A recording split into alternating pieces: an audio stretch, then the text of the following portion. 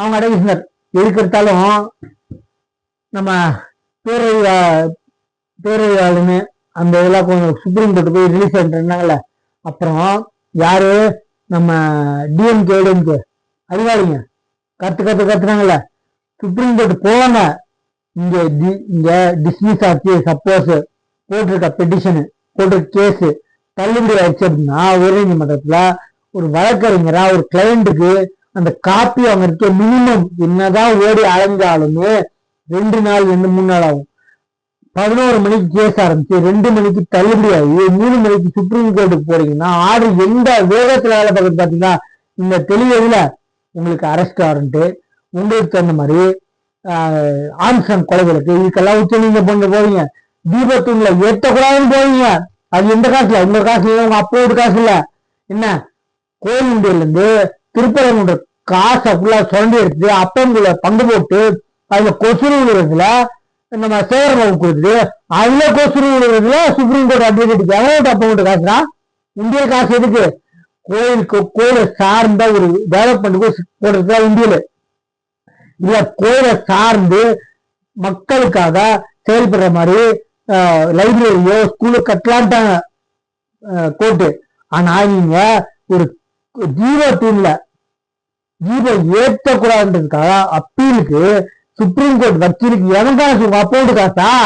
இல்ல கோயில் நீனும் மகனும் பங்கு போட்டுக்கிட்டு சேகர் பாபு கொசூரு கொடுத்துட்டு அதுல விழுகிற கொசூர சுப்ரீம் கோர்ட் அட்வொகேட் கொடுத்தா எவ்வளவு பெரிய ஆளு தெரியாதவங்க இருந்தீங்க.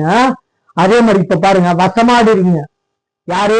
அறநிலைத்துறையை தூண்டிட்டு அப்ப இருந்தீங்களா அது அந்த வாழை கொஞ்சம் இருக்கும், கொஞ்சம் செத்தாலுமே பாம்பு செத்தாலுமே வாழை ஆடுமா கொஞ்ச நேரம்.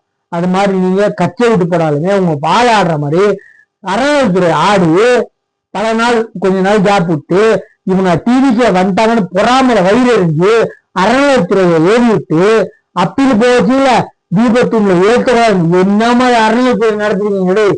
அறநிலைத்துறையே கோயிலையும் அந்த சார்ந்த விஷயத்தை கடைபிடிக்கிறதுக்காக தீபத்தூண்ல தீபம் ஏற்றக்கூடாதுதான் மதுரை ஹைகோர்ட்டு கொடுத்த ஆர்டருக்கு மேல அப்பீலுக்கு போறீங்கன்னா எப்பேற்பட்ட அறநிலைத்துறை வச்சிருந்தீங்க?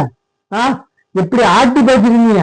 இன்னைக்கு சுப்ரீம் கோர்ட்ல வந்து கேசு அறநிலையத்துறை அப்பீல் போய் அப்போ சுப்ரீம் கோர்ட் விளக்கமாறுல அடிக்காம கேட்டாங்க தலையில குட்டை வேண்டா உங்களை தூக்கி குறைச்சால பொத்துக்கிட்டு இருக்கா.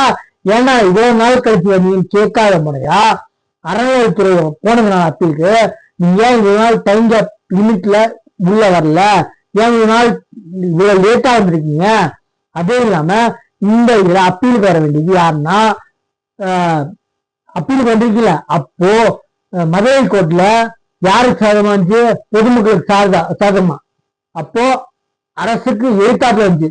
அப்ப இப்ப இருக்க அரசாங்கத்துக்கு நோட்டீஸ் பண்றோம் அவங்க தரப்பு வாதத்தையும் அந்த ஆட்சியர் மதுரை ஆட்சியர் வாதத்தையும் கேட்டு நாங்க முடிவு பண்றோம். ஸ்டே கொடுக்க மாட்டேன்ட்டாங்க. புரியுதா? விளக்கம்ங்களா?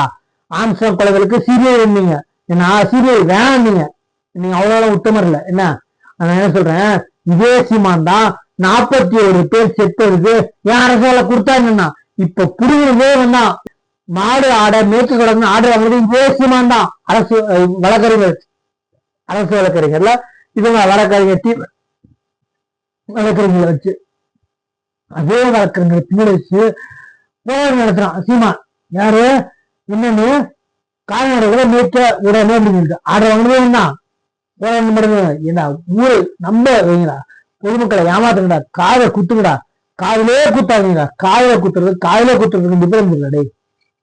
அறிவிக்கிட்ட பேசாதீங்களா?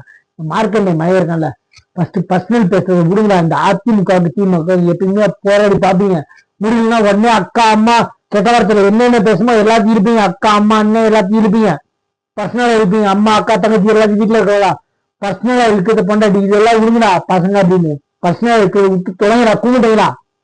நீங்க கோயிலுக்கு ஒரு வார்த்தை சொல்றேன், பர்சனலா பேசாதீங்க. இந்த ஒரு பொண்ணு கேரளால இருந்து ஒரு பொண்ணு டிவிக்கு ஆதரவா ஒரு போட்டு இருக்காங்க, கண்ட வாட்டில் திட்டுவீங்க. நான் சொல்றேன் இந்த பொண்ணுக்கு சேர்த்து சொல்றேன், கண்டுக்காத கத்துற நாய் கத்திக்கிட்டே இருக்கும், பிரச்சனை இல்லை. ஆட்சி மறைக்கு மாறுவாங்க. இப்பதான் மார்க்கெட் அரசு புத்தி வந்திருக்கணும். இன்னும் வெளில வந்து கத்துனோம்னா இப்ப சிவாஜி கிருஷ்ணமூர்த்தி உங்களுக்கு கத்துனால அவன் தூக்கி தண்டனையோட உள்ள கத்தாங்கல்ல அப்பயாச்சும் புத்தி வந்திருக்கும். அதே மாதிரி இப்போ மார்க்கெட் புத்தி வந்துருக்கணும். அவன் மார்க்கெட் பையனுக்கு அது செருப்பா இருக்க மாதிரி புத்தி வந்துருக்கணும். பர்சனல் பேசினால தூக்கி வச்சு சவுக்கு சங்கர் நடந்ததுதான் திமுக ஆட்சி என்ன நடத்தினாங்களோ அதே மாதிரி நடத்திருக்கணும். இவங்க மக்களாட்சி நடத்துறாங்க, அதனால அப்படி பண்ண மாட்டாங்க. டிஎம்கே பண்றதுக்கோ இவங்க படத்துக்கு வித்தியாசம் இருக்கு.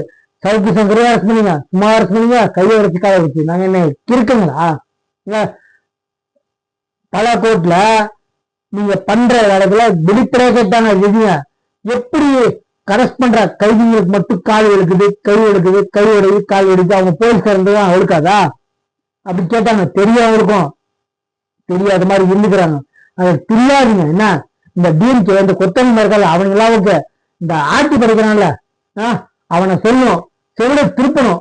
என்ன அப்பதான் புத்தி வரும். இவங்க ஆட்சியில வெளில உட்கார காட்டு கத்துக்கிறான். இன்னைக்கு இவனுக்கு ஏறிட்டு அறநிலைத்துறை ஆப்போசிட் தீபத்துல ஏத்த அப்படி போயிருக்காங்க. எப்பேற்பட்ட அறநிலைத்துறையை வச்சிருந்தா அப்படின்னு கேட்கறேன். நல்லா இருந்துக்கோங்க, யாரும் சொல்ல, எவனாலும் இருக்கட்டும், எவனாலும் டிஎம் கேட்கறேன் வச்சிருந்தா அறநிலைத்துறைய அந்த மாதிரி ஆளுங்களை ஆட்சி படுத்திருந்தான். இப்ப அறநிலைத்துறை எதுக்கு அப்படி போயிருக்காங்கன்னா அந்த இடத்துல தீபத்துள்ள தீபம் ஏத்த நல்லா புரிஞ்சுக்கோங்க. எப்பேற்பட்ட ஆளுங்க கேவலமா இருக்கு சொல்றதுக்கு எனக்கு வாய்க்கூச்சு. இவனை ஏத்த விடாம சொன்னாங்கன்னா அறநிலைத்துறை மேல போயிருக்கணும். அதான் அறநிலைத்துறை வேலை. தீபத்துள்ள ஏத்த விடாம ஆர்டர் நீ அப்படி போ ஏத்துக்கன்னு சொல்லி மதுரை கோர்ட்ல மெட்ராஸ் ஹைகோர்ட் மதுரை பெஞ்ச்ல சொல்லியிருந்தது. அதுக்கு தகுந்த மாதிரி டைம் லிமிட்ல போகாம 3 மாசம் 4 மாசம் கேப் விட்டு போயிருக்கு. வெட்டவனுங்களா இவங்க ஆட்சி அவங்க சொல்ல கேட்டு கூடாதுங்கிறா. ஆட்சி மாற்றம் நடந்துருச்சு, பொறுமையா இருந்துக்கோங்க. நேற்று ஒரு இடத்துல திருச்சியில அது எந்த ஆபீஸ் தெரியல, கவர்மெண்ட் ஆபீஸ் அங்கேயாரும் அதுக்கு அங்கே பொதுமக்கள் கத்துறாரு. அந்த கவர்மெண்ட் அதிகாரி கால விட்டுருங்க பாத்துக்கோங்க. என்ன ஏன்டா அப்படி எதிர்ன காலம் போய் காலம் வந்துருச்சு. என்ன பொறுமையா இருங்க. மக்களாட்சி நடந்ததுக்கு இப்பதான் 3 மாசம் இருக்கு. இப்பயே நிறைய மாற்றங்கள் தெரியுது. என்ன இந்த சேனலை சப்ஸ்கிரைப் பண்ணி பாருங்க.